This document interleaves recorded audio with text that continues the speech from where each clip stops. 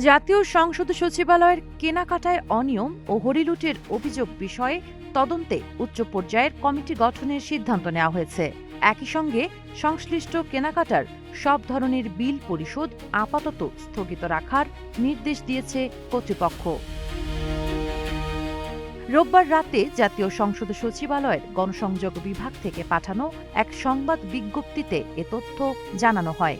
বিজ্ঞপ্তিতে বলা হয়, সম্প্রতি একটি জাতীয় দৈনিক ও বিভিন্ন অনলাইন মাধ্যমে সংসদের কেনাকাটায় হরিলুট শিরোনামে প্রকাশিত প্রতিবেদনে সচিবালয়ের ক্রয় প্রক্রিয়া নিয়ে যে অভিযোগ ওঠে তা কর্তৃপক্ষের নজরে এসেছে। এ প্রেক্ষিতে দ্রুত একটি উচ্চ পর্যায়ের তদন্ত কমিটি গঠন করা হচ্ছে, যা বিষয়টি খতিয়ে দেখবে। জাতীয় সংসদ সচিবালয়ের পরিচালক মনির হোসেন স্বাক্ষরিত বিজ্ঞপ্তিতে আরও বলা হয়, তদন্ত প্রতিবেদন পাওয়া না পর্যন্ত সংশ্লিষ্ট ক্রয় কার্যক্রমের কোনো বিল পরিশোধ করা হবে না।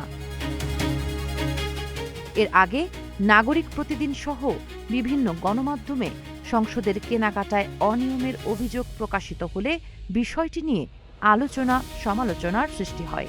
তদন্ত কমিটির মাধ্যমে এসব অভিযোগের সত্যতা যাচাই করা হবে বলে জানিয়েছে সংশ্লিষ্ট কর্তৃপক্ষ।